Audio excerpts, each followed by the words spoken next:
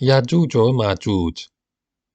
अब सिर्फ एक मामले की तशरीह बाकी रह गई है, यानी याजूज और माजूज से कौन सी कौम मुराद है, और जो सद साइरस ने बनाई थी उसकी तारीखी नौइयत क्या है। कुरान मजीद ने याजूज और माजूज का दो जगह जिक्र किया है, एक तो यहाँ है, दूसरा सूरह अनबिया में है। हत्ता इज़ा फुतिहत यअजूज व मअजूज वहुम मिन कुल्ली हदबिन यंसिलून, यानी यहाँ तक कि जब खोल दिए जाएंगे याजूज और माजूज और वो हर ऊंचाई के ऊपर से फिसलते हुए चले आएंगे। सूरह अल अनबिया आयत नंबर 96। याजूज और माजूज का नाम सबसे पहले अहद अतीक में आया है। हज़कील नबी की किताब में जिन्हें बख्त नसर अपने आखिरी हमलाए बैतुल मुक़द्दस में गिरफ्तार करके बाबिल ले गया था और जो साइरस के ज़हूर तक जिंदा रहे, ये पेशन गोई मिलती है। हज़कील नबी की पेशन गोई।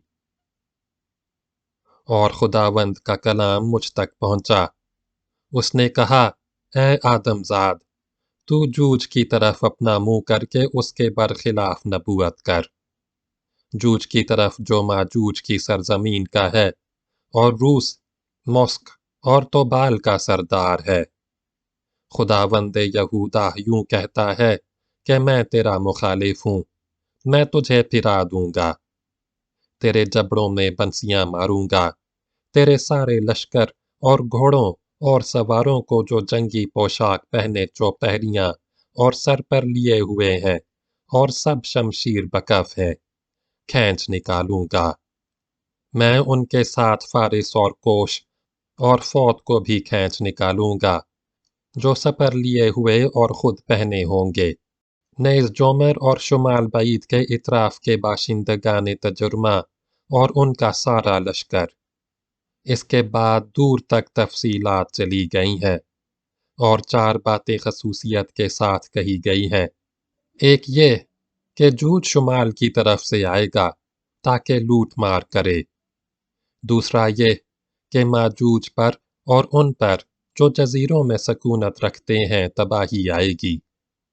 तीसरी ये कि जो लोग इसराइल के शहरों में बसने वाले हैं वो भी माजूज के मुकाबले में हिस्सा लेंगे और उनके बेशुमार हथियार उनके हाथ आएंगे।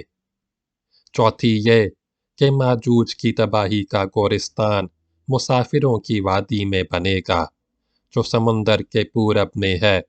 उनकी लाशें अरसे तक वहां पड़ी रहेंगी, लोग उन्हें गाड़ते रहेंगे ताकि राह गुजर साफ हो जाए।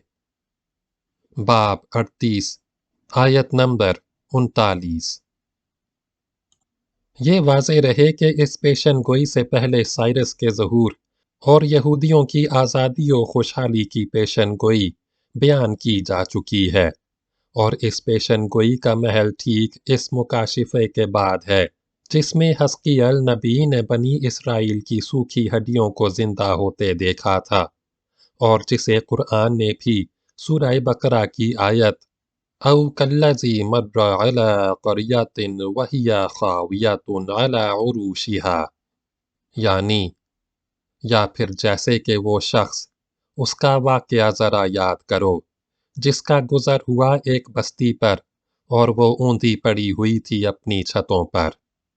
सूरह अल बकरा आयत नंबर 259 में बयान किया है। बस ज़रूरी है कि जूज और माजूज का मामला भी उसी ज़माने के लगभग पेश आने वाला हो, यानी साइरस के ज़माने में, और ये साइरस के ज़ुल्करनैन होने का एक मज़ीद सबूत है, क्योंकि कुरान साफ कह रहा है कि उसी ने याजूज व माजूज के हमलों की रोकथाम के लिए एक सद तामीर की थी। अहद अतीक के बाद ये नाम हमें मुकाशिफात यूहन्ना में मिलता है, जिसमें बयान किया गया है कि जब 1000 बरस पूरे हो चुकेंगे तो शैतान कैद से छोड़ दिया जाएगा, और वो उन कौमों को जो ज़मीन के चारों तरफ होंगी, यानी याजूज व माजूज को गुमराह करने और लड़ने के लिए जमा करने निकलेगा। उनका शुमार समुंदर की रेत के बराबर होगा। वो तमाम जमीन की वसतों पर चढ़ जाएंगे। बाब नंबर 20 आयत नंबर 7। गाग और मेगाग। याजूज और माजूज के लिए यूरोप की ज़बानों में गोग और मैगोग के नाम मशहूर हो गए हैं, और शाहिरीन तौरात कहते हैं कि ये नाम सबसे पहले तौरात के तर्जुमा सबईनी में इख्तियार किए गए थे। लेकिन क्या इसलिए इख्तियार किए गए कि जूज और माजूज का यूनानी तलफ़ुज़ यही हो सकता था, या खुद यूनानी में पहले से ये नाम मौजूद थे? इस बारे में शारिहीन की राय मुख्तलिफ हैं, लेकिन ज़्यादा कवी बात यही मालूम होती है कि ये दोनों नाम उसी तरह या उसके करीब करीब यूनानियों में भी मशहूर थे। शुमाल मशरिक कबाइल। अब सवाल ये है कि ये कौन कौम थी? तमाम तारीखी कराइन मुत्तफ़िक तौर पर शहादत दे रहे हैं कि इससे मकसूद सिर्फ एक ही कौम हो सकती है, उसके सिवा कोई नहीं। यानी शुमाल मशरिक मैदानों के वो वहशी मगर ताकतवर कबाइल जिनका सैलाब कबल अज तारीख अहद से लेकर 9वीं सदी मसीही तक बराबर मगरिब की तरफ उमड़ता रहा, जिनके मशरकी हमलों की रोकथाम के लिए चीनियों को सैकड़ों मील लंबी दीवार बनानी पड़ी थी, जिनकी मुख्तलिफ शाखें तारीख में मुख्तलिफ नामों से पुकारी गई हैं, और जिनका आखिरी कबीला यूरोप में मैगर के नाम से रूशनास हुआ और एशिया में तातारियों के नाम से। इसी कौम की एक शाख थी जिसे यूनानियों ने सिथियन के नाम से पुकारा है, और इसी के हमलों की रोकथाम के लिए साइरस ने सद तामीर की थी। मंगोलिया। शुमाल मशरिक के इस इलाके का बड़ा हिस्सा अब मंगोलिया कहलाता है। लेकिन मंगोल लफ्ज़ की इब्तिदाई शक्ल क्या थी? इसके लिए जब हम चीन के तारीखी मसादिर की तरफ रुजू करते हैं, और हमें उसी तरफ रुजू होना चाहिए क्योंकि वो मंगोलिया के हमसाए में है, तो मालूम होता है कि कदीम नाम मौग था। यकीनन यही मौग है जो 600 बरस कबल मसीह यूनानियों में मैग और मेगोग पुकारा जाता होगा, और यही इब्रानी माजूज हो गया। चीन की तारीख में हमें इस इलाके के एक और कबीले का जिक्र भी मिलता है जो यू इची के नाम से पुकारा जाता था। यही यू इची है जिसने मुख्तलिफ कौमों के मखारिज व तलफ़ुज़ से गुज़र कर कोई ऐसी शक्ल इख्तियार कर ली थी कि इब्रानी में याजूज हो गया। इस अमर की वजाहत के लिए ज़रूरी है कि इन नताइज पर एक अजमाली नज़र डाल ली जाए जो मुख्तलिफ कौमों के नस्ली, जोग्राफियाई और लुग़वी अलाइक की बहस व तनकीब से पैदा हुए हैं, और जो मौजूदा ज़माने में तारीख़ अक़वाम के तयशुदा मुबादियात हैं। मंगोलिया का क़बाइली सरचश्मा और अक़वाम क़दीम का इंशआब। कुर्राए अर्ज़ी की बुलंद सतह वो हिस्सा जो शुमाल मशरिक में वाक़ है, और जिसे आजकल मंगोलिया और चीनी तुर्कस्तान के नाम से पुकारा जाता है, तारीख़ कदीम के बेशुमार कौमों का इब्तिदाई गहवारा रह चुका है। ये नस्ल इंसानी का एक ऐसा सरचश्मा था जहाँ पानी बराबर उबलता और जमा होता रहता, और जब बहुत बढ़ जाता तो मशरिक व मगरिब की तरफ उमड़ना चाहता। इसके मशरिक में चीन था, मगरिब व जनूब में मगरिबी और जनूबी एशिया, और शुमाल मगरिब में यूरोप। चुनांचे यके बाद दीगरे कौमों और कबीलों के सैलाब उमड़ते रहे। कुछ वस्त एशिया में आबाद हो गए, कुछ आगे बढ़े और शुमाली यूरोप तक पहुंच गए, कुछ वस्त एशिया से नीचे उतर गए और जनूबी और मगरिबी एशिया पर काबिज हो गए। ये कबाइल जो उस इलाके से निकलते थे, मुख्तलिफ मुल्कों में बसकर वहाँ की खसूसियत इख्तियार कर लेते थे और रफ्ता रफ्ता एक मकामी कौम बन जाते थे।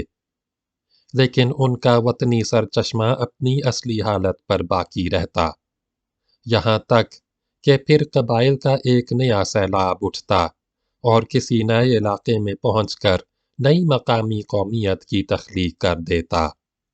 یہ علاقہ صدیوں تک اپنی اصلی وحشیانہ حالت پر باقی رہا، لیکن جو قبائل یہاں سے نکل کر مختلف ملکوں میں بستے گئے، انہوں نے مقامی خصوصیات اختیار کر کے تہذیب و تمدن کی طرف بڑھنا شروع کر دیا، یہاں تک کہ چند صدیوں کے بعد ان کی حالت اس درجے مختلف ہو گئی کہ ان میں اور ان کے قدیم ہم وطنوں میں کوئی بات بھی مشترک باقی نہیں رہی۔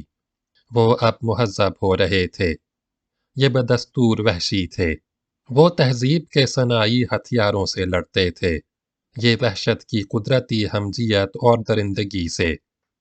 ان میں زراعت، صنعت اور ذہنی ترقی کی مختلف شاخیں ابھر رہی تھیں، وہ ان سب سے ناآشنا تھے۔ سرد علاقے کی صحرائی زندگی اور وحشیانہ خصائل کی خشونت نے انہیں وقت کے شائستہ اقوام کے لیے ایک خوفناک ہستی بنا دیا تھا۔ قبل اس کے کہ تاریخی عہد کی صبح طلوع ہو، شمال مشرقی قبائل کی یہ مہاجرت شروع ہو چکی تھی، اور اس کا سلسلہ تاریخی عہد میں بھی بدستور جاری رہا۔ آریہ، انہی قبائل کا ایک ابتدائی گروہ وہ تھا جو آرین نسل کے نام سے پکارا گیا ہے۔ اس کا ایک حصہ وسط ایشیا سے یورپ کی طرف بڑھ گیا، ایک نیچے اتر کر پنجاب میں آباد ہو گیا، ایک مغرب کی طرف بڑھا اور فارس اور میڈیا اور اناتولیا میں بس گیا۔ اسے اب انڈو یورپین آریہ کے نام سے شناخت کیا جاتا ہے، کیونکہ یہ ہندوستان اور یورپ دونوں کی آریائی اقوام کے مورث اعلیٰ تھے۔ ان کا جو حصہ شمالی ہند میں بس گیا تھا، اس نے اپنا نسلی خطاب برابر یاد رکھا اور اپنے کو آریہ ورت کہتا رہا۔ جو فارس اور میڈیا میں بسا، اس نے اپنی ابتدائی قیام گاہ کو ایریانا کے نام سے موسوم کیا، جسے اوسطا میں ایریانا ویگو کہا گیا، اور یہی ایریانا ایران ہو گیا۔ جو قبائل اناتولیا تک پہنچ گئے تھے، وہ غالباً ہٹٹی یا ہٹائٹ کے نام سے پکارے گئے، جنہیں تورات کی کتاب پیدائش میں ہتا کہا گیا ہے، اور مصر کے قدیم نوشتوں میں خطتی پایا گیا۔ یورپ کے قبائل۔ جو قبائل یورپ میں پہنچے، وہ گوتھ، فرینک، الامان، وینڈال، تیوٹان اور ہن کے نام سے مشہور ہوئے، اور انہی کی ایک وسیع شاخ وہ تھی جو بحر اسود سے لے کر دریائے ڈنیوب کی بالائی وادی تک پھیل گئی اور سیتھین کے نام سے پکاری گئی۔ وسط ایشیا کے مشرقی قبائل بھی جو بکٹریا یعنی بلخ پر تاخت و تاراج کرتے رہتے تھے، سیتھین ہی تسلیم کیے گئے ہیں، اور خود دارا نے اپنے کتبہ استخر میں انہیں اسی نام سے پکارا ہے۔ اقسام ثلاثہ۔ ان قبائل کی جو تین شاخیں شمالی ہند، اناتولیا یعنی ایشیائی کوچک اور ایران میں بس گئی تھی، انہیں ایسا ماحول ملا جو زراعت کے لیے موزوں تھا، اس لیے بہت جلد انہوں نے زراعتی زندگی اختیار کر لی اور پھر تہذیب و حضارت کی طرف بڑھنے لگے۔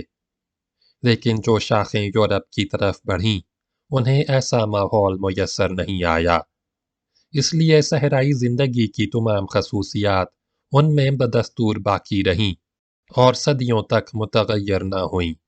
اب گویا ان قبائل کی تین حالتیں ہو گئی تھیں۔ اولاً منگولیا کے اصلی باشندے جو یک قلم وحشی اور صحرائی تھے، اور ان کی یہ حالت بغیر کسی تغیر کے برابر قائم رہی۔ ثانیاً بحر اسود کے شمالی ساحل اور شمالی یورپ کے قبائل جو گو اپنے مولد اصلی سے الگ ہو گئے تھے، لیکن ان کی وحشیانہ خصوصیات نہیں بدلی تھیں۔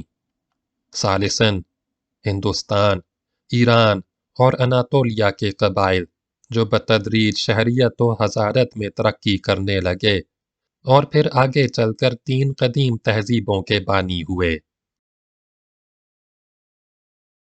یاجوج ماجوج کا اطلاق تقریباً 700 قبل مسیح سے لے کر 5ویں صدی مسیح تک یاجوج اور ماجوج یا گوگ اور میگوگ کا اطلاق پہلی 2 قسموں پر ہوتا رہا۔ پہلی پر اس لیے کہ قومیت اور مقام کے لحاظ سے وہی یاجوج ماجوج تھی، دوسری پر اس لیے کہ گو اپنے مولد و مقام سے الگ ہو چکی تھی لیکن اپنی وحشیانہ خصوصیات میں بالکل متغیر نہیں ہوئی تھی۔ تیسری قسم چونکہ یک قلم منقلب ہو چکی تھی، اس لیے وہ یاجوج و ماجوج نہیں رہی تھی بلکہ خود یاجوج و ماجوج کی غارت گریوں کا نشانہ بن گئی تھی۔ البتہ جب 5ویں صدی مسیحی میں یورپ کے قبائل کی حالت بھی منقلب ہونا شروع ہو گئی اور مسیحیت اختیار کر کے تہذیب و حضارت کی طرف بڑھنے لگے تو قوموں کے حافظ سے ان کا نام بھی اتر گیا اور یاجوج و ماجوج کا اطلاق صرف اسی خطے میں سمٹ آیا جہاں سے پھیلنا شروع ہوا تھا، یعنی صرف منگولیا کے صحرا نورد قبائل ہی یاجوج ماجوج سمجھے جانے لگے۔ چنانچہ قرآن نے سورہ انبیاء میں ان کے جس خروج کی خبر دی ہے وہ منگولیا کے تاتاریوں کا آخری خروج تھا۔ یورپ کی تمام موجودہ قومیں لاطینی نسل مستثنیٰ کر دینے کے بعد براہ راست انہی قبائل کی نسل سے ہیں، جیسا کہ معلوم و مسلم ہے۔ صحرا نوردی اور توتن کا اختلاف معیشت۔ اس موقع پر یہ بات یاد رکھنی چاہیے کہ نسل انسانی نے اکثر حالتوں میں پہلے صحرا نوردی اور خانہ بدوشی کی زندگی بسر کی ہے، پھر توتن اور اقامت گزینی اختیار کی ہے، اور اس اختلاف حالت نے ہمیشہ 2 طرح کے انسانی گروہوں سے دنیا کو آباد رکھا ہے۔ صحرا نورد قبائل کے گروہ اور اقامت گزین قبائل کے گروہ معیشت کی یہ دونوں حالتیں اس درجہ مختلف تھیں کہ ایک ہی نسل کے 2 قبیلوں میں سے ایک قبیلہ اگر صحرا نورد رہتا تھا اور دوسرا اقامت گزین ہو جاتا تھا تو چند صدیوں کے بعد نہ صرف ایک دوسرے سے اجنبی ہو جاتے تھے بلکہ بالکل متضاد قسم کی مخلوق بن جاتے تھے۔ صحرا نورد قبائل کو غذا کے لیے جانوروں کے دودھ اور شکار کے گوشت پر اعتماد کرنا پڑتا تھا، اقامت گزین قبائل کو اناج پر، وہ گھوڑوں کی برہنہ پیٹھ پر زندگی بسر کرتے، یہ کھیتوں میں اور مکانوں کی 4 دیواری میں۔ ان کی زندگی کا ماحول صحرائیت تھی، ان کا ماحول شہریت۔ ان کو نشو و نما کے لیے جنگ کی ضرورت تھی، ان کو امن کی۔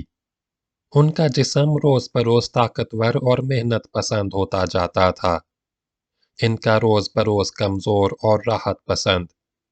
وہ روز بروز وحشت و خونخواری میں بڑھتے جاتے تھے، یہ روز بروز تہذیب و حضارت میں۔ تہذیب و حضارت کا لازمی نتیجہ تھا کہ جذبات و خصائل میں لطافت اور نرمی پیدا ہو۔ صحرائیت و خانہ بدوشی کا لازمی نتیجہ تھا کہ جذبات تند اور خصائل میں وحشت و خشونت ہو۔ نتیجہ یہ نکلتا کہ جوں اقامت گزین قبائل شائستہ ہوتے جاتے، صحرا نورد قبائل کی ہستی ان کے لیے ہولناک اور ناقابل مزاحمت ہو جاتی۔ جب کبھی دونوں میں مقابلہ ہوتا تو شہری قبائل دیکھتے کہ صحرا نورد قبائل عفریتوں کی طرح خوفناک اور درندوں کی طرح خونخوار ہیں، اور صحرا نورد قبائل معلوم کر لیتے کہ ان کی غارت گریوں کے لیے شہری آبادیوں سے زیادہ کوئی سہل شکار نہیں۔ البتہ صحرا نورد قبائل متفرق تھے اور اقامت گزینی کے طریقوں سے ناآشنا۔ اقامت گزین قبائل باہم مربوط تھے اور معیشت کے منظم طریقوں سے آشنا، اس لیے قدرتی طور پر صحرا نوردوں کے حملے ایک خاص حد سے آگے نہیں بڑھ سکتے تھے۔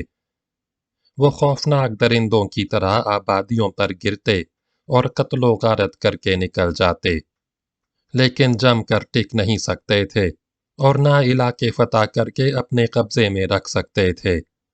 मगर जब कभी सदियों के बाद उनमें कोई हुक्मरां कायद पैदा हो जाता और वो बहुत से कबीलों को मुतहद करके एक फौज की नौयत दे देता, तो फिर कत्लो गारत गरी की एक ऐसी मुनज़्ज़म ताकत पैदा हो जाती जो सिर्फ वक्ती हमलों ही पर काने नहीं रहती, बल्कि मुमलिकतों और कौमों पर काबिज हो जाती, और शहरी आबादियों की बड़ी कुव्वतें भी उसकी राह नहीं रोक सकतीं। तारीख शाहिद है कि सहरानवर्द और गैर मुतमद्दिन अक़वाम के मुकाबले में शहरी और मुतमद्दिन अक़वाम का हमेशा ऐसा ही हाल रहा, यहाँ तक कि इल्म व सनाअत ने ऐसा हथियार और जंगी वसाइल पैदा कर दिए जिनके मुकाबले से गैर मुतमद्दिन अक़वाम आजिज़ आ गईं। याजूज माजूज सहरानवर्दी की खौफनाक कुव्वत थी। चुनांचे इन शुमाल मशरिकी कबाइल की पूरी तारीख इसी हकीकत का अफसाना है। उनकी जिन शाखों ने अकामत गुज़ीनी की ज़िंदगी इख्तियार कर ली थी, वो बिल्कुल एक दूसरी कौम बन गईं, और जिन्हें ऐसे हालात मुयस्सर नहीं आए, वो बदस्तूर सहरानवर्द रहीं।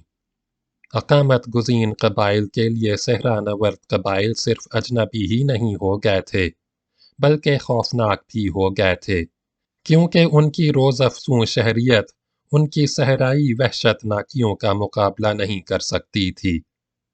ये जब कभी मौका पाते करीब व जवार की आबादियाँ गारत करते, और अगर कबाइल का कोई कायद निकाल आता तो उनकी गारत गरियाँ दूर दूर तक भी पहुँच जातीं। सदियों तक उनकी हालत ऐसी ही रही। फिर जब चौथी सदी मसीही से उनके अंदर ऐसे कायद पैदा होने लगे जिन्होंने नज़्म अताअत को रास पा लिया था, तो अचानक उनकी ताकत का एक नया दौर शुरू हो गया।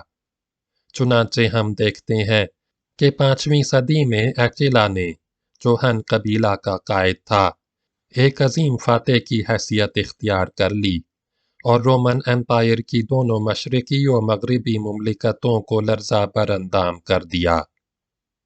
फिर यही कबाइल हैं जो बालाखिर इस तरह तमाम यूरोप पर छा गए कि न सिर्फ रोमन एम्पायर को बल्कि रवी तमद्दुन को हमेशा के लिए पामाल कर दिया।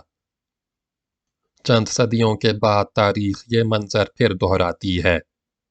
हम देखते हैं कि खुद मंगोलिया में एक नया मंगोली कायद चंगेज़ खां पैदा हो गया है।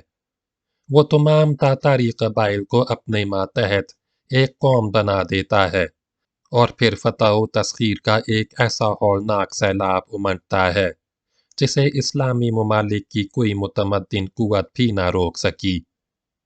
वस्त एशिया से लेकर इराक तक जो मुल्क उसके सामने आया, खसो खाशाक की तरह बह गया। मंगोली नस्ल के इंशाअब के मुख्तलिफ दौर। बहरहाल इसमें कोई शुबा नहीं कि याजूज व माजूज से मकसूद यही मंगोलियन कौम और इसकी तमाम सहरानवर्द और वहशी शाखें हैं। अब हम चाहते हैं उनके खरूज व ज़हूर के मुख्तलिफ दौरे तारीख़ी तरतीब से मुंज़बित कर लें। इसी ज़मन में ये भी वाज़े हो जाएगा कि साइरस के ज़माने में ये कौम कहाँ थी और क्यों इसे सद तामीर करने की ज़रूरत पेश आई। इस बारे में तारीख़ की शहादतों का खुलासा हस्बे ज़ेल है। 1. पहला दौर तारीख़ी अहद से पहले का है, जब शुमाल मशरिक से इन कबाइल के इब्तिदाई गिरोह निकले और वस्त एशिया में आबाद हो गए, फिर जनूब और मगरिब में फैलने लगे। इस खरूजो इंशाअब की रफ्तार बहुत सुस्त रही होगी और बेशुमार मंजिलें पेश आई होंगी। 2. दूसरा दौर सुब तारीख का है, लेकिन रोशनी अभी धुंधली है। अब अकामत गुज़ीनी और सहरानवर्दी की दो मुख्तलिफ और मुतवाज़ी मईशतों का सुराग लगाया जा सकता है। शुमाली हिंद, ईरान और अनातोलिया के कबाइल अकामत गुज़ीनी की ज़िंदगी में बदल चुके हैं, मगर वस्त एशिया से लेकर बहरे अस्वद तक सहरानवर्द कबाइल के जत्थे फैलते जाते हैं और मशरिक से नए नए कबीलों के इक़दाम का सिलसिला बराबर जारी है। ये ज़माना तकरीबन 3000 कबल मसीह से 1500 कबल मसीह तक का तसव्वुर करना चाहिए। 3. तीसरा दौर तारीख की रोशनी में पूरी तरह नुमायां है। ये तकरीबन 1000 साल कबल मसीह से शुरू होता है।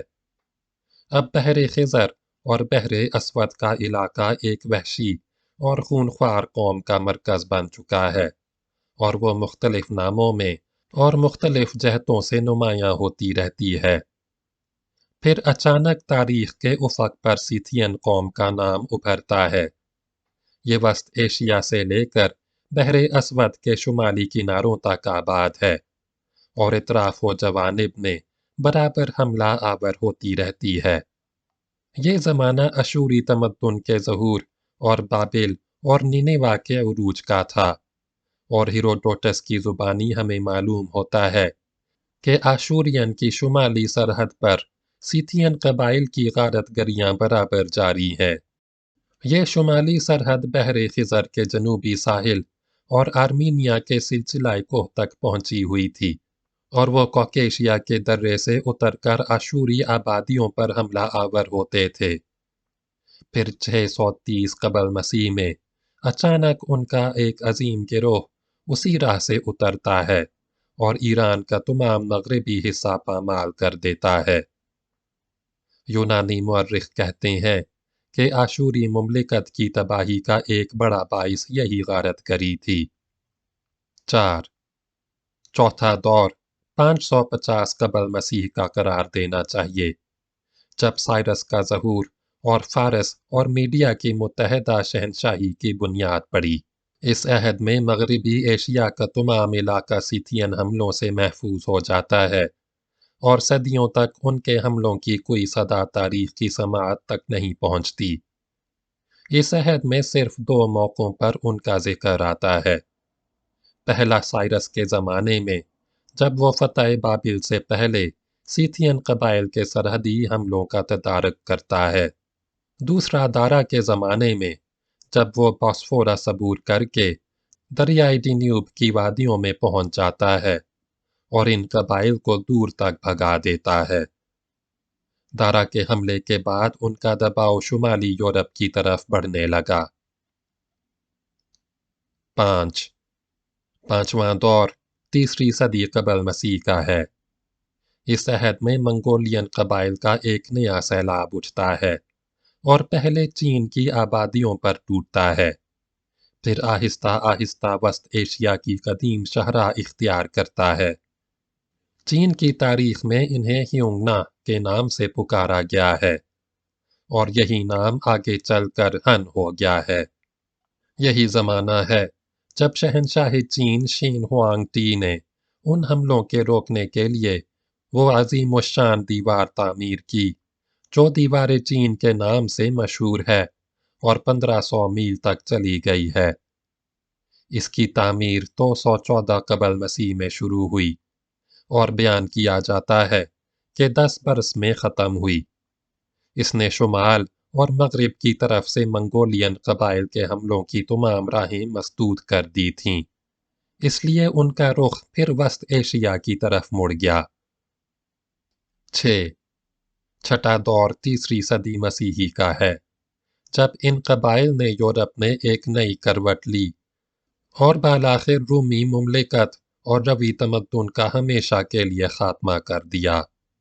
और सातवां और आखिरी दौर 12वीं सदी मसीही और छठी सदी हिजरी का है, जब मंगोलिया में ताज़ा दम कबाइल की एक बड़ी तादाद फिर तैयार हो गई और चंगेज़ खां ने उन्हें मुत्तहद करके एक नई फतहमंद ताकत पैदा कर दी। ज़ुल्करनैन के अहद में याजूज माजूज।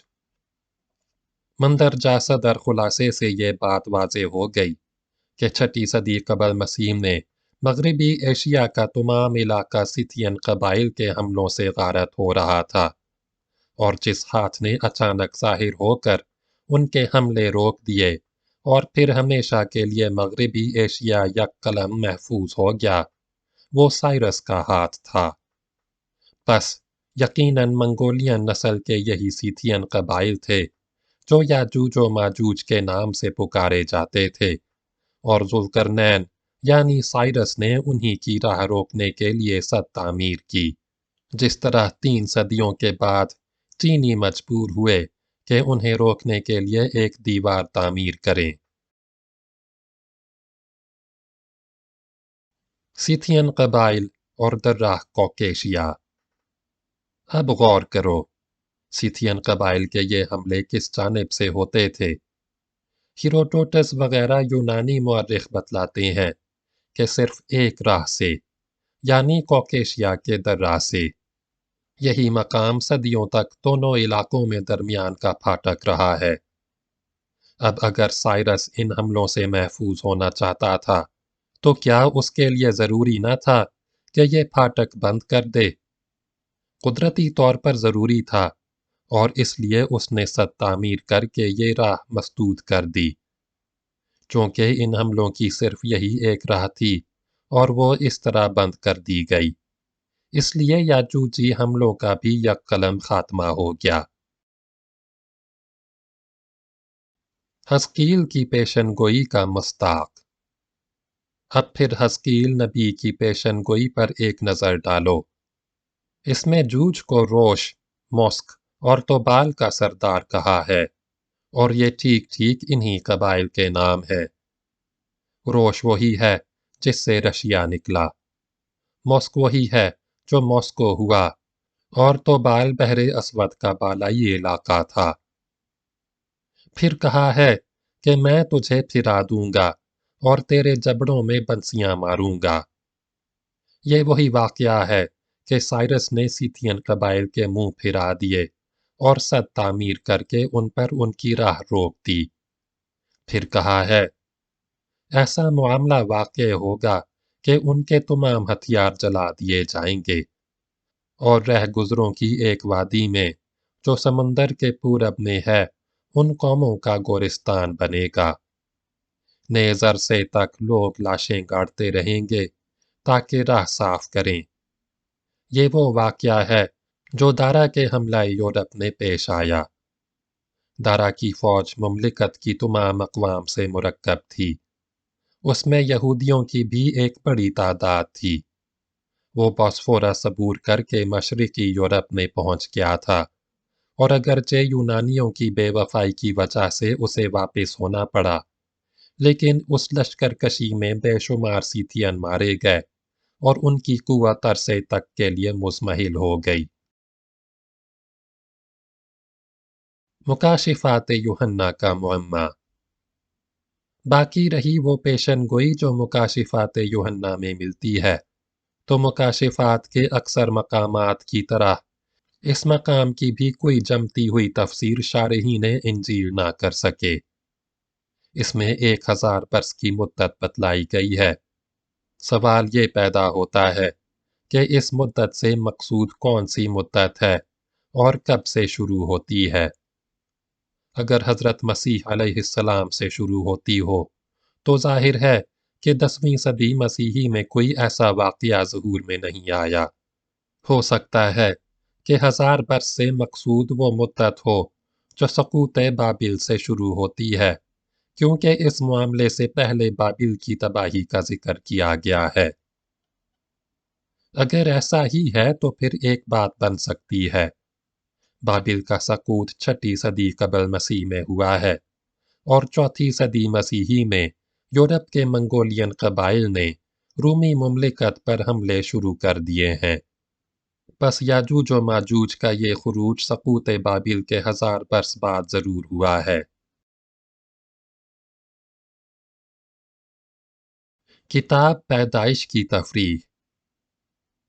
ماجوج کا ذکر تورات کی کتاب پیدائش میں بھی آیا ہے، جہاں حضرت نوح علیہ السلام کے 3 لڑکوں سام، حام اور یافس سے اقوام عالم کا پیدا ہونا بیان کیا گیا ہے۔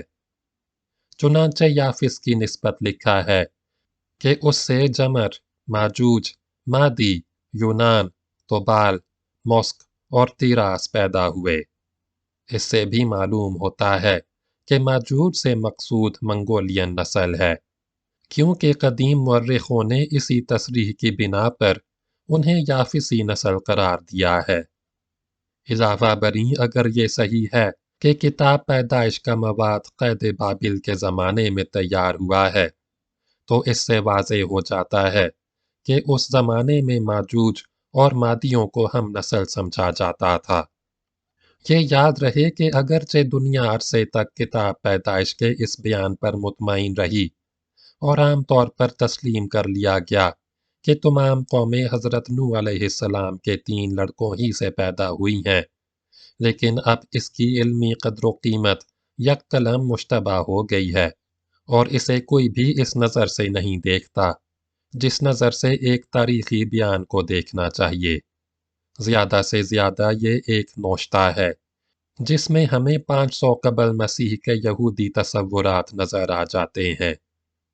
बिलाशुबा इनमें एक अंसर उन मुक़द्दस रिवायतों का भी है जो कौमी हाफिज़ ने महफूज रखी थीं, लेकिन साथ ही बाबिली और आशूरी रिवायतों का भी एक अंसर शामिल हो गया है जो क़याम बाबिल की तवील मुद्दत का कुदरती नतीजा था। सद याजूज। अब हमें ये मालूम करना चाहिए कि साइरस ने जो सद तामीर की थी, इसका सही महल क्या था और मौजूदा ज़माने के नक्शे में इसे कहाँ ढूंढना चाहिए। दीवार दरबंद। बहरे खिज़र के मगरबी साहिल पर एक कदीम शहर दरबंद आबाद है। ये ठीक उस मकाम पर वाक़ है जहाँ कॉकेशिया का सिलसिला कोह ख़त्म होता और बहरे खिज़र से मिल जाता है। इस मकाम पर कदीम ज़माने से एक अरीज़ व तवील दीवार मौजूद है जो समुंदर से शुरू होकर तकरीबन 30 मील तक मगरिब में चली गई है और उस मकाम तक पहुँच गई है जहाँ कॉकेशिया का मशरकी हिस्सा बहुत ज़्यादा बुलंद हो गया है। इस तरह इस दीवार ने एक तरफ बहरे खिज़र का साहिली मकाम बंद कर दिया था, दूसरी तरफ पहाड़ का तमाम वो हिस्सा भी रोक दिया था जो ढलवान होने की वजह से काबिल अबूर हो सकता था। साहिल की तरफ ये दीवार दोहरी है, यानी अगर अज़रबैजान से साहिल होते हुए आगे बढ़ें तो पहले एक दीवार मिलती है जो समंदर से बराबर मगरिब की तरफ चली गई है। इसमें पहले एक दरवाज़ा था। दरवाजे से जब गुजरते थे तो शहर दरबंद मिलता था। अब ये सूरत बाकी नहीं रही। दरबंद से आगे फिर उसी तरह की एक दीवार मिलती है, लेकिन ये दोहरी दीवार सिर्फ 2 मील तक गई है। इसके बाद अकहरी दीवार का सिलसिला है। दोनों दीवारें जहाँ जाकर मिली हैं, वहाँ एक किला है। किले तक पहुंचकर दोनों का दरमियानी फासला 100 गज से ज़्यादा नहीं रहता, लेकिन साहिल के पास 500 गज है और उसी 500 गज के अर्ज में दरबंद आबाद है। इस दोहरी दीवार को ईरानी कदीम से दोबारा कहते आए हैं, यानी दोहरा सिलसिला। ये कतई है कि ज़ुहूर इस्लाम से पहले सासानी अहद में ये मकाम मौजूद था और इसे दरबंद कहा जाता था, यानी बंद दरवाज़ा, क्योंकि मुक़द्दिसी, हमदानी, मसूदी, अस्तखरी, याकूत और कज़वीनी वगैरह तमाम मुसलमान मुअर्रिखों और जोग्राफिया नवीसों ने इसी नाम से इसका जिक्र किया है और सब लिखते हैं कि सासानी अहद में ये मकाम शुमाली सरहद का सबसे ज़्यादा अहम मकाम था, क्योंकि इसी राह से शुमाल के हमला आवर ईरान की तरफ बढ़ सकते थे। यह ईरानी मुमलिकत की कुंजी थी। जिसके हाथ ये कुंजी आ जाती, वो पूरी मुमलिकत का मालिक हो जाता। इसलिए ज़रूरी हुआ कि इसकी हिफाजत का इस दर्जा एहतमाम किया जाए। बाबुल अबवाब। मुसलमानों ने पहली सदी हिजरी में जब ये इलाका फ़तह किया तो सासानियों की तरह उन्होंने भी इस मकाम की अहमियत महसूस की। वो इसे बाबुल अबवाब और अलबाब के नाम से पुकारने लगे, क्योंकि मुमलिकत के लिए यही मकाम शुमाल का दरवाज़ा था और उन बहुत से दरवाज़ों में से आखिरी दरवाज़ा जो उस दीवार के तूल में बनाए गए थे। बाज़ों ने इसे बाबुल तुर्क और बाबुल खिज़र के नाम से भी पुकारा है, क्योंकि तातारियों और तातारियुल नस्ल कॉकेशियन कबीलों की आमदोरफ्त की राह यही थी। द राह दारियाल की दीवार।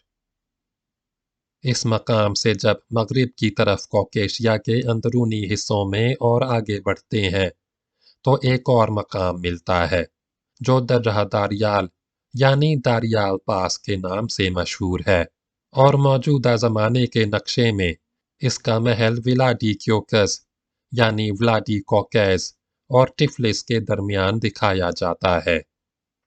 ये कॉकेशिया के निहायत बुलंद हिस्सों में से होकर गुजरा है और दूर तक दो बुलंद चोटियों से घिरा हुआ है। यहाँ भी कदीम ज़माने से एक दीवार मौजूद है और अरमनी रिवायतों में इसे आहिनी दरवाजे के नाम से पुकारा गया है।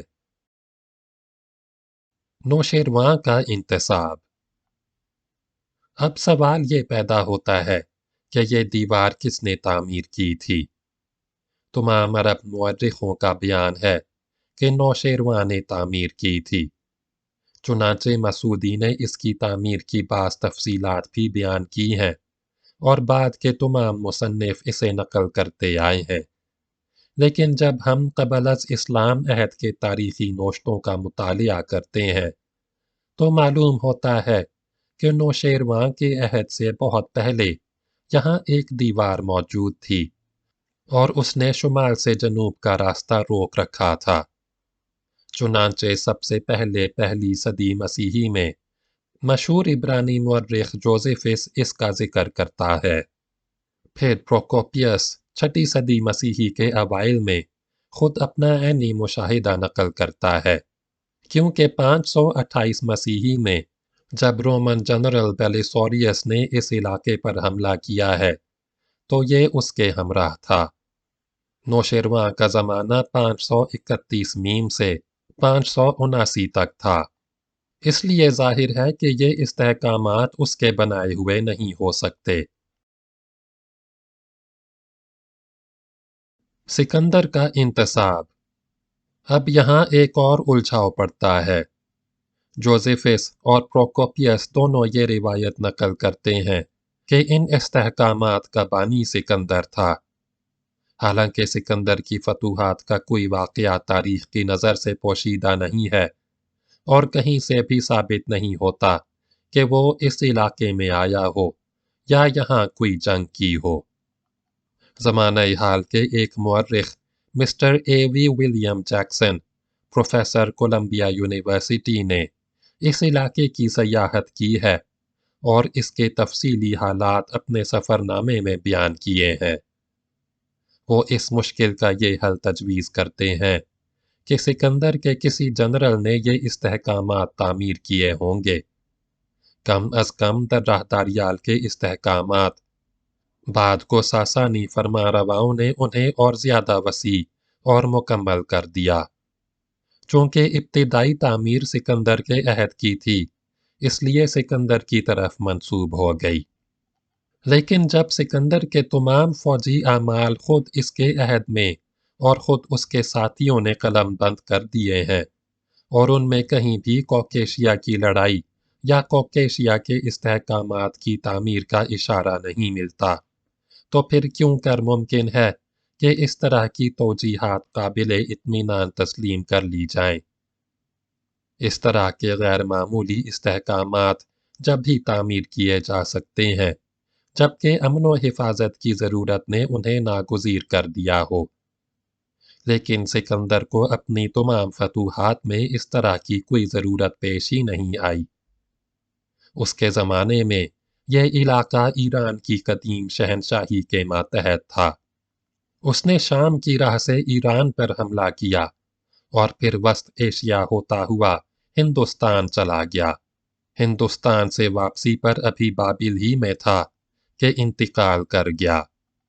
ऐसी हालत में वो कौन से हालात हो सकते हैं जो कॉकेशिया के इस्तेहकामात पर उसे मजबूर कर सकते थे, और अगर पेश आए तो कब? सिकंदर का इंतसाब सही नहीं।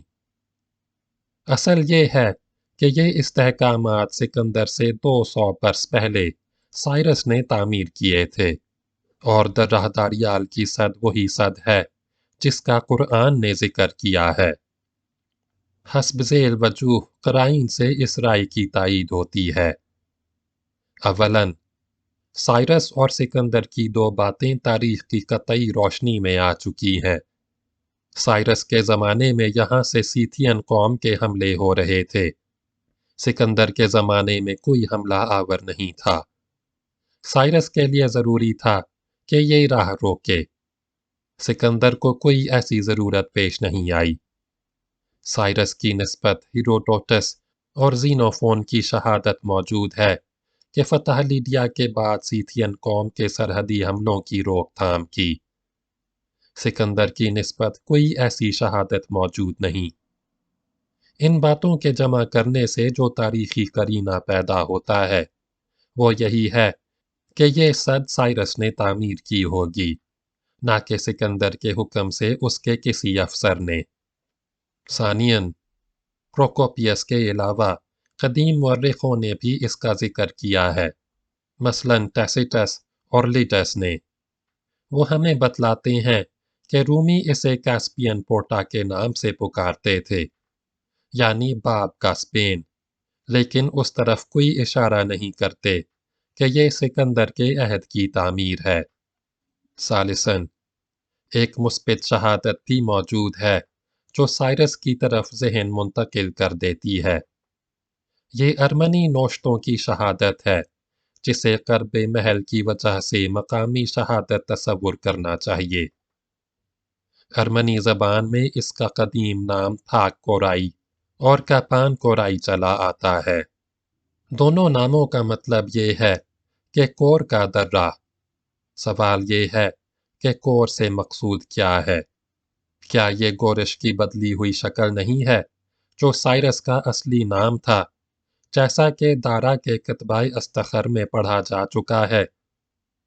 प्रोफेसर जैक्सन इस अरमनी नाम का जिक्र करते हैं, लेकिन वो कोर का तलफ़्फ़ुज़ सौर करते हैं और फिर अरबी के एक नाम सौल का उसे माखज़ करार देते हैं। इस तरह लफ्ज़ की हकीकत गुम हो जाती है। अब एक सवाल और गौर तलब है। ज़ुल्करनैन ने जो सद तामीर की थी, वो दर्रा दारियाल की सद है या दरबंद की दीवार, या दोनों?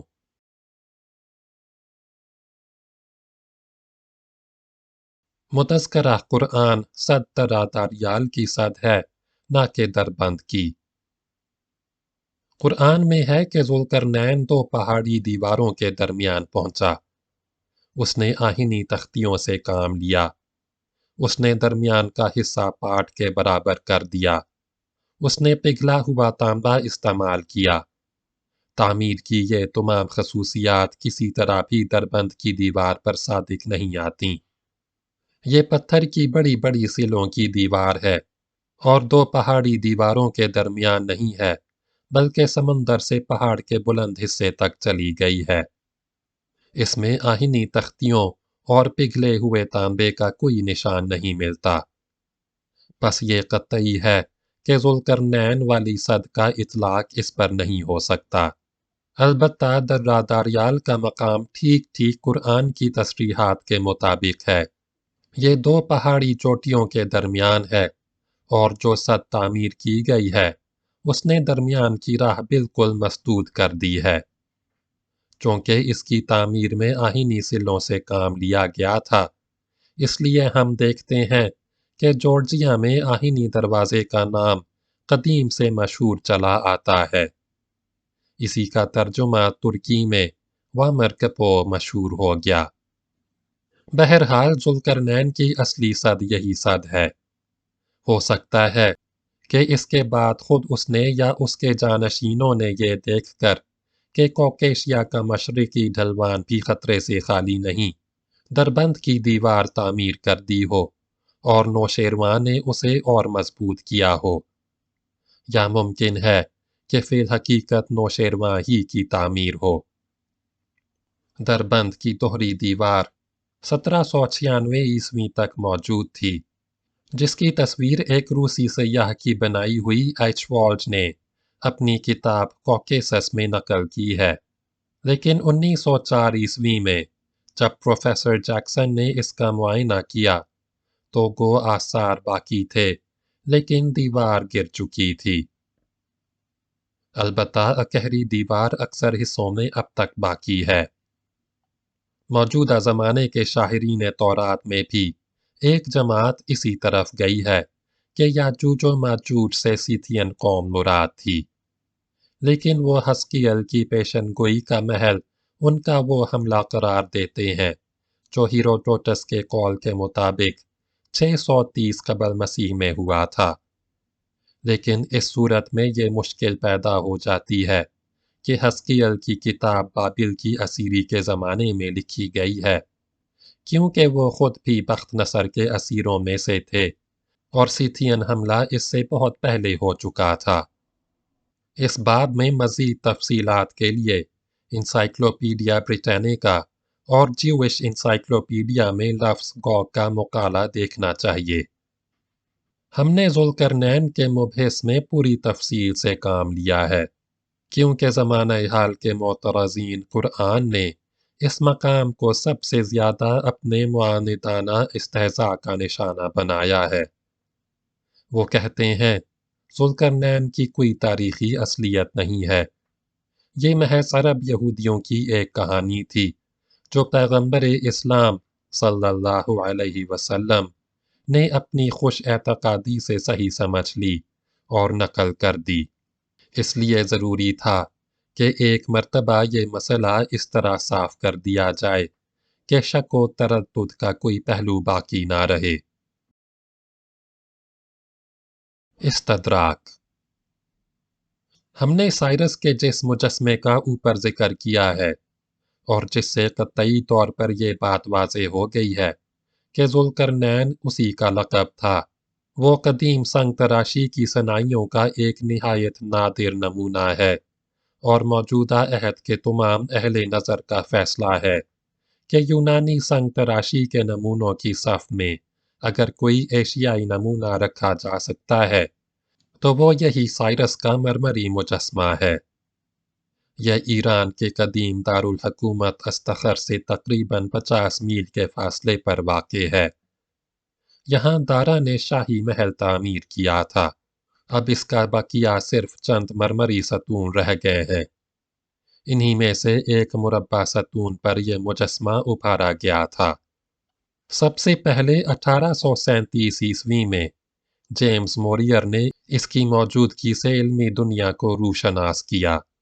پھر چند سال بعد سر رابرٹ کیئر پورٹر نے اس مقام کی علمی پیمائش و تحقیق کرنے کے مفصل معلومات بہم پہنچائیں اور اپنے سفر نامہ جارجیا و ایران میں مجسمے کی وہ نقل بھی شائع کر دی جو اس نے پنسل سے تیار کی تھی۔ اس وقت تک قدیم پہلوی زبان اور میخی خطوط کا مسئلہ پوری طرح حل نہیں ہوا تھا، تاہم یہ بات واضح ہو گئی تھی کہ مجسمہ سائرس ہی کا ہے۔ بعد کی تحقیقات نے مزید تصدیق کر دی۔ پھر 1884 میں ٹیلا فوئے نے اپنی مشہور کتاب لاغت انتیک ان پرس میں اس کا اصلی عکس شائع کر دیا، اور اس طرح مجسمے کی اصلی نوعیت دنیا کے سامنے آ گئی۔ اس وقت سے لے کر یہ مجسمہ تاریخ قدیم کے مباحث کا ایک عام موضوع رہا ہے، لیکن یہ عجیب بات ہے کہ آج تک کسی یورپین مستشرق کا ذہن اس طرف منتقل نہیں ہوا کہ اس کی نوعیت میں قرآن کے ذوالقرنین کی صریح اور قطعی تصدیق نمایاں ہو گئی ہے۔ ہم یہ تو نہیں کہہ سکتے کہ یہ تغافل مذہبی تعصب کا نتیجہ ہے، کیونکہ ان میں کافی تعداد ایسے اہل علم کی ہے جو یقیناً ان تعصبات کی آلودگیوں سے اپنی حفاظت کر سکتے ہیں۔ تاہم اس میں شک نہیں، یہ تغافل علم و نظر کے عجائب مستثنیات میں سے ہے۔ उस मुजस्मे में साइरस के सर पर 2 सींग निकले हुए हैं और इतराफ में उकाब के से पर। सींगों का मतलब वाज़ेह हो चुका, लेकिन उकाब के से पर क्यों बनाए गए? इसका जवाब भी हमें यसिया नबी के सहीफे से मिल जाता है। इसमें जहां साइरस के ज़हूर की खबर दी गई है, वहां ये भी है कि देखो, मैं एक उकाब को पूरब से बुलाता हूँ, उस शख्स को जो एक दूर के मुल्क से आकर मेरी सारी मर्जी पूरी करेगा। बाब 46 आयत नंबर 11। इससे मालूम हुआ कि जिस तरह 2 सींगों का मामला दानियाल नबी के मुकाशफे से ताल्लुक़ रखता है, इसी तरह उकाब की तशबीह यसिया नबी की पेशन गोई में आ चुकी है। ख्वाह ये पेशन गोइयाँ बाद में बनाई गई हों, ख्वाह फिल हकीकत पेशतर की हों, लेकिन ये ज़ाहिर हो गया कि साइरस के लिए 2 सींगों का और उकाब का तख़य्युल पैदा हो चुका था, और ठीक ठीक यही तख़य्युल है जो उस मुजस्मे में मुतशक्कल हो गया है। ख़त्म शुद।